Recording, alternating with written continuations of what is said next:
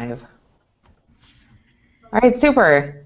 Well, thank you so much for taking time to be a part of this call. I'm really excited to provide some updates. My name is Heather Riddle. I'm Vice President for Advancement here at Augsburg College, and we've organized this Google Hangouts on Air so that I can share with folks in our division and people who are not here today some updates about Urban Arboretum planning that I'm super, super excited to share.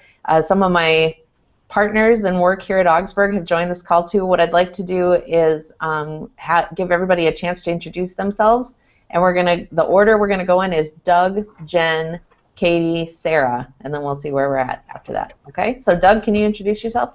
Yeah, I'm Doug Scott. I am director of leadership gifts here at Augsburg. Thank you so much. Jen?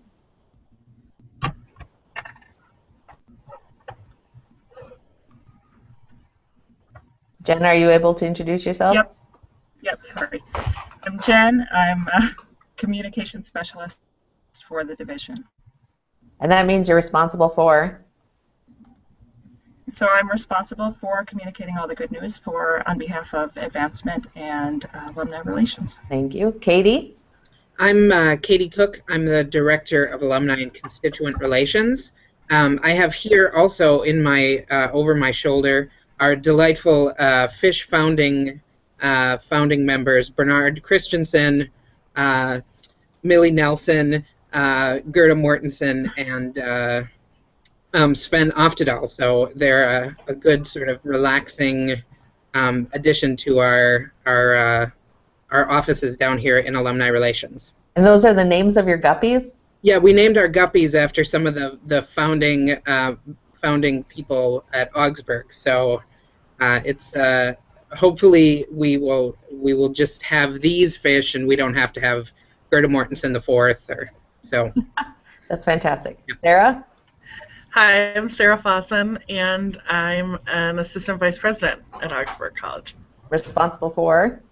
And I'm responsible for foundation, corporate, government, community relations, and alumni, donor relations, sponsor programs, and I feel like I'm forgetting, and communications.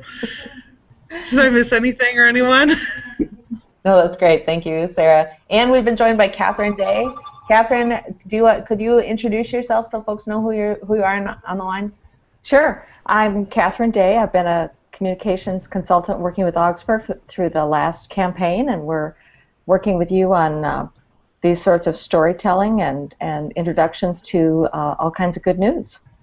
All right, wonderful. Well, again, thank you all so much for being a part of this. I have good news to share this morning that I'm so excited about, and I wanted to be able to tell you as soon as possible, especially if you're going to be meeting with anybody who might like to be a part of our Urban Arboretum project. Now, before I jump to the Urban Arboretum, I think I need to back up just a little bit and provide some updates on the construction of the Hagfors Center for Science, Business, and Religion. And that's because the Urban Arboretum grew out of that really transformative project. And so let me just remind people where we're at on that. I think if I bump over here, you guys should be able to see this. So can everybody see this picture in front of the screen here of the crane? No. No, not yet on the crane. Let me see if I can try this again. So what I'm using is screen share as part of the Google Hangouts tool so that I can... In a video, yeah. Oh, is that Heather? Yeah. Hi, Kim. How are you? That's Kim Stone, our Assistant Vice President for Major Gifts. She's probably running from one meeting to another, right? Yeah. That's correct. Okay, good. Okay, let me try again to show you guys. Can you see the crane now? No. No, okay. I could look out the window. Yeah, you can. I'm going to try one more time. Sorry for the setup.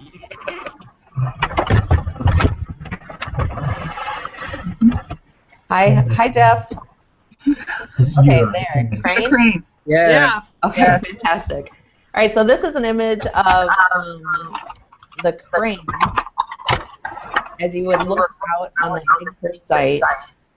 I'm getting a little feedback. Is everybody else hearing some feedback? No, it's gone now. Okay. So this is an image as you look out the library window onto the Hagfors site. And you can see in the background the Cedar Riverside Towers and then downtown Minneapolis beyond that. And the very exciting news is that we're above ground. Has everyone had a chance to go over and look at the site to see what's going on over there? Yes. How does it look from your window? It's great. So much is happening.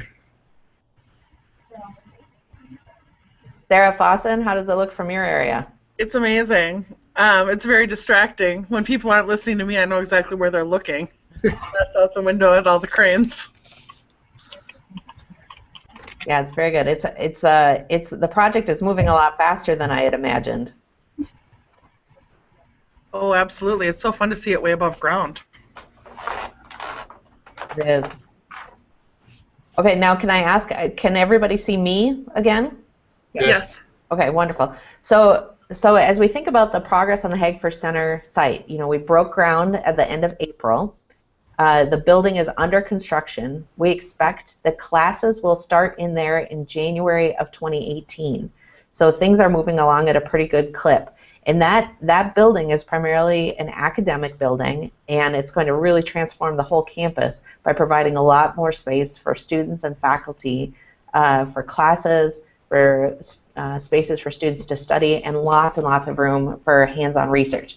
And it's the only building of its kind in the country that combines the disciplines of science, business, and religion, which is, it's a perfectly Augsburg sort of thing to do, but I think it's interesting to lift up as a unique idea in higher education and something that really brings to life a hallmark of the Augsburg education, which is that we work at the boundaries between academic disciplines, and we provide lots of hands-on learning experiences for our students. And it's those hands-on learning experiences, whether it's research in a science lab or if it's an internship or working with a nonprofit in the community, those sort of transformational learning experiences are what help change the trajectories of Augsburg College students. So we're super excited that the building itself is above ground. And now I want to show you the other thing that we're working on, just to remind everyone, we worked with a lot of donors to sponsor rooms in that building. Can you see a map of the first floor? Not yet. We've not yet gotten there. Okay, let me see if I can flip back to it.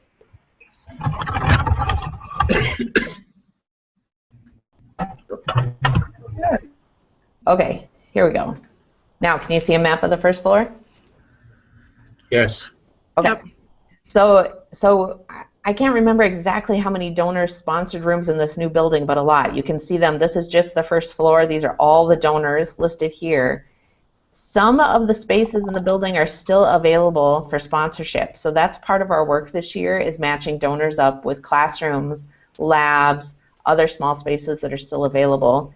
If you go up here to the second floor plans, there are lots of really affordable sponsorship opportunities that are either faculty offices or small spaces where students will be doing research in the building, and some nice larger spaces here. But the smaller spaces here on the second floor start at $10,000 for sponsorship, which is a really cool opportunity for a donor to make a gift that's the right size for them, but really be a part of a historical project on campus.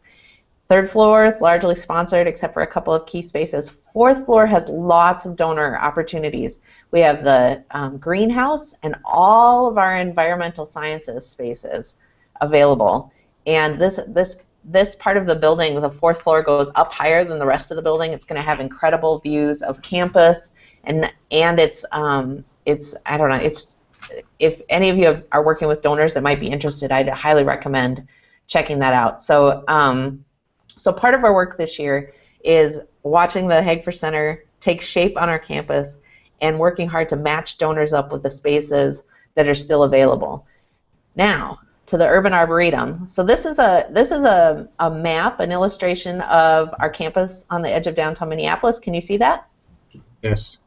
It has here the older version of the Center for Science, Business, and Religion. Of course, now the new version is shaped, the building's shaped more like a V.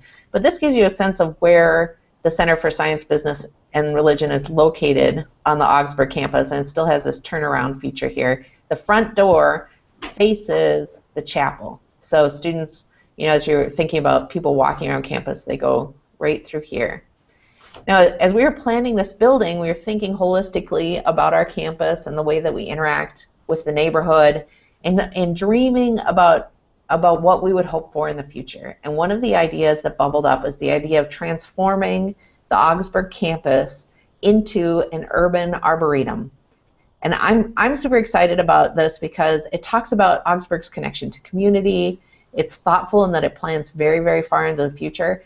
And it's a way for us to change the space where students and faculty interact and make it more educational, more inspiring, and even more connected to community. So we've been working with landscape designers around this building to be thoughtful about what trees will go in around the building. But before we could decide what trees go in around the building, we needed to think about the trees that we already have on campus. And I know many of you, you know, are here on campus today or have been a part of. I'm trying to get the Google Hangouts to bot back to me. Can you see me there? So, so you walk around campus, and this is such a nice part of the summer. I mean, the trees are all leafed out, and there's so many young people here on campus. We have junior high debaters. We've got students that are here for sports camps. We've got our scrub camp students here on campus, and it's really a beautiful, lush time in the Minnesota season.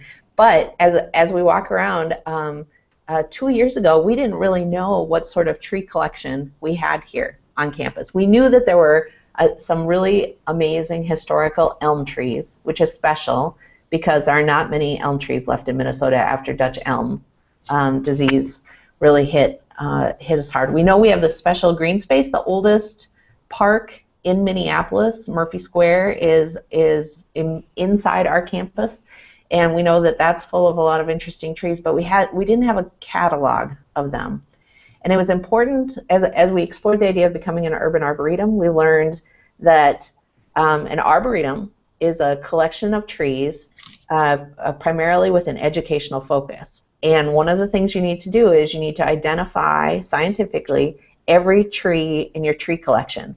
So last summer, and this continued again this year, that's what our faculty and students spent some time doing. So let me show you. I got this yesterday. Can you see that map? Yeah. Isn't this exciting? So students went across the entire Augsburg campus and identified every tree in our current collection.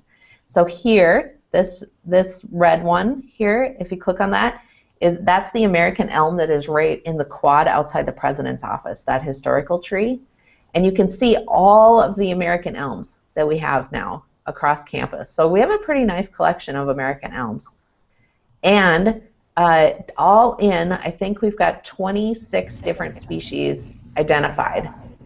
So if we were to look at something like, here's the ginkgo tree. I think I can turn on just the ginkgo trees. Maybe not. So here's a ginkgo tree, or the gray circles. So they're all different. They're color coded. So then we had a baseline of what trees we have in our current collection. And if you go out, there are a number of different organizations across the United States that certify arboretums. They provide accreditation, and there are different levels of accreditation. You can be a level 1, 2, 3, 4 arboretum. And what we'd like to start out with is a level 1 arboretum. To be a level 1 arboretum, you have to have 25 kinds of species or varieties of trees or woody plants identified in your collection. And then you also need to have staff and faculty and students involved in caring for those trees and studying those trees. So that's what we're aiming at. And I think now, based on the work of folks in our biology department, I think we have the minimum level to apply for level 1 certification.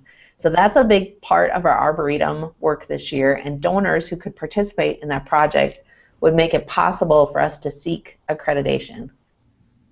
The other thing we've learned is that, oh, and I should point out, there's a website for, here, sorry. So there is a web page set up with information about the Urban Arboretum if you want to have donors take a look at it. We also have then, as thinking about the Hagfors Center map, so here's what the Hagfors Center building is going to look like from above. And we've worked with our landscape designers to select trees that will be put in around the Hagfors Center to complement our current collection. This isn't finalized yet. The landscape designers have put together these ideas, and we still have a couple of steps left. We need to source each tree from a nursery. So, I'm sorry, I'm going to bob back here so that you can see me. Can you see me again? There I am.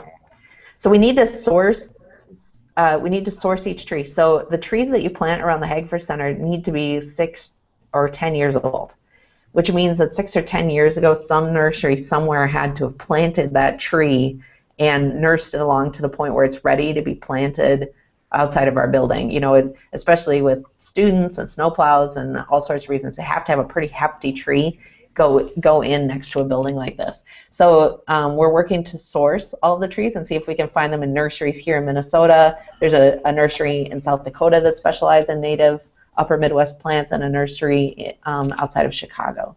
And then once we've sourced all of the trees, hi Katie Radford. Hi. You can see that. Once we've sourced all of the trees, then we need to have the final landscaping plan approved by the city. And the city's been really great to work with. One of the things they look for now, you know, 30, 40 years ago, it was just fine to plant an entire block or 5 blocks with elm trees.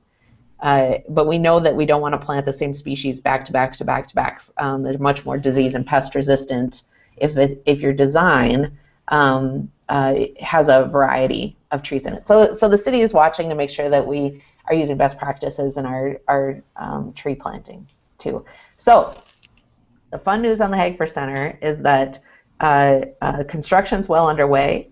The Urban Arboretum plans are coming together in looking at the whole campus, but especially adding trees around the Hagfors Center site that complement our current collection. And we're doing fundraising now, not only to build out that collection, but to get to the point where we can seek level 1 certification as an urban arboretum. And I'm super excited to be able to do that.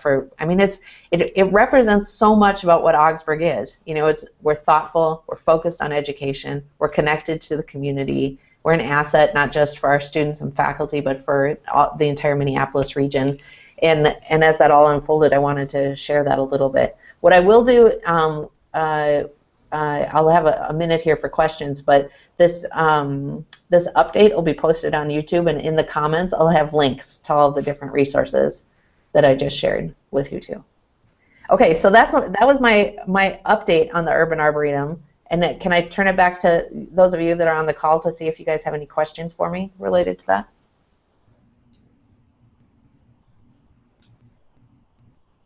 Lee George, do you want to introduce yourself? Hi, everybody. My name is Lee George. Can you hear me okay? Yeah, just fine. Okay. Question about corporate engagement. Do you have thoughts about strategies for engaging corporations in this idea of Urban Arboretum? Well, you know, Minneapolis is headquarters to so many national and international corporations, and they're so generous in a lot of ways that they make this a really great place to live, that I'm hoping as we have conversations with some of the regional CEOs and other potential corporate donors, that they would think of investing in this Urban Arboretum, not only just to help it make it a really special place for Augsburg, but because it becomes such an incredible community asset. And we're just on the edge of downtown. We can see the Vikings Stadium from here. This neighborhood is home to something like 10,000 children and their families. And for a corporate sponsor to come over and help make that sort of investment here so that this place is an even more interesting, more vibrant, more incredible place to live, I think that would go a long way. I've got to imagine that some of our corporate partners in town would find that an interesting opportunity. Don't you? Absolutely. Do you think that would go, like the sponsorship, would that go beyond like individual donors we're targeting buying of like individual trees for individual donors? For a corporate sponsorship, would that be like a collection or just like an overall naming of the arboretum? Oh, or great. Yeah, that's a really good question. I'm really open to ideas, but I'll say the scope of the whole project that we're considering to get to the point where we can seek level 1 accreditation and have a robust collection of trees on campus that serve us well, serve the community well. We think the entire scope of that project is about $10 million, and that would play out over a number of years for us to do that. At the highest level, I could imagine offering a naming opportunity if a donor wanted to take, a corporate donor, an individual donor, wanted to take responsibility for up to half or more of that entire investment. We would offer a naming opportunity for the Urban Arboretum. And then if a partner is interested in investing but not quite at the $5 million plus level, there's some special opportunities where we could have a section of the Urban Arboretum that would be named. I think the community garden, which is a cool asset in that space around the Hagfors Center, is an interesting corporate naming opportunity. We'd also like to, at some point, incorporate art into the Urban Arboretum to help the experience of being in that space be even more special, and that might be a cool corporate naming opportunity too. Absolutely. Cool.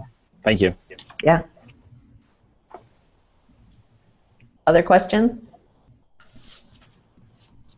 I'm wondering, similar to with the Hagfors Center, there was the chance to buy a brick at a smaller sort of level, which I know was really important to our alumni. Do you think there'll be something in a similar type thing for people, alumni, to get involved even on a smaller level? Yeah, that's a really great question. I think, and because I do think for tree sponsorship, for sourcing a relatively mature native species and having it planted and cared for on our campus, the minimum sponsorship level is going to be $25,000. Donors could pay that over time, but it can be that $25,000 is a really special gift, and it may be out of reach, especially for some of our young alumni. So, I think we should think through some ways that people could be involved. I do expect that there will be recognition outside the Hagfors Center building that recognizes all of the founding donors to the Urban Arboretum, and that would be donors of all levels. So anyone who wanted to participate as a donor at the gift amount that was the right amount for them could expect to be recognized on the plaque outside the Hagfors Center as a founding donor for the Urban Arboretum. But I'm really open to ideas, Katie. If you guys have thoughts about how we might pull that together, let's talk about it. Okay. I know that the alumni board is interested in raising money as a group for a tree. So I think that's so great. They can be a great help with that as well, to sort of maybe work with some of those smaller gifts towards a tree. Great.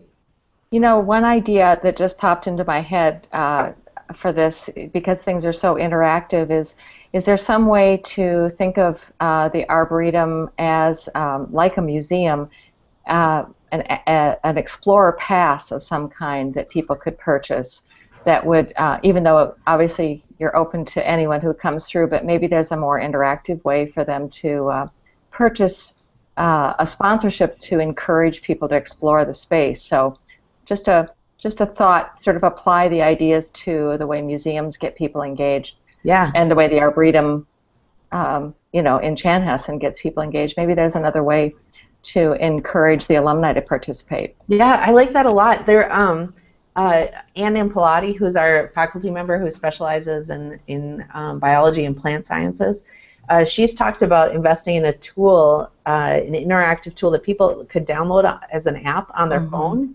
And then if you came up to a tree and you're wondering, like, what sort of tree is this? I'd love to have one of these trees in my yard. You could click on the map, and then it would pull up information about that particular tree, what species it is, how old it is, other things that we might know about that tree, and then would have links to places where you could get information. The ultimate sort of dream would be if we could connect that to the city of Minneapolis. So if a windstorm comes through town and you need to work with the city to replace 3 boulevard trees, you could come to Augsburg and take a look at the tree collection. I think about trees that would be a really good match for your property, and then send your request for tree replacement to the city of Minneapolis.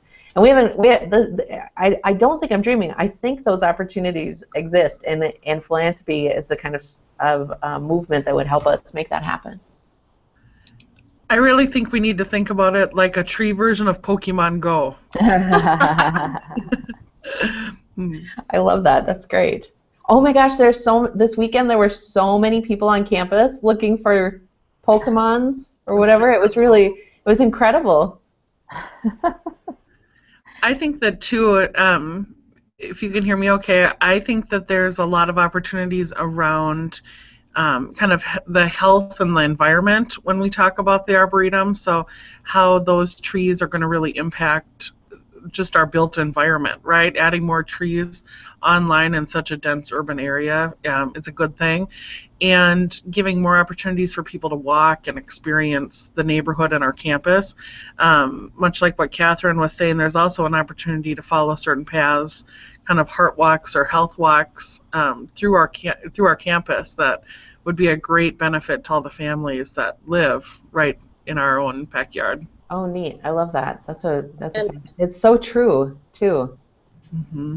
And another idea too, especially as a big conversation with a new building is event space, right? Where can we have gatherings of people? And this past weekend with the Rochester gathering that we did in a park, it was a huge hit, and it was a great family-focused event where alums brought all of their kids, and it was a great, easy event too, that just fostered stronger community. And I think it'd be really neat if we can do incorporate that into this arboretum. And so thinking about, are there spaces that can equip gathering? Yeah, I like that.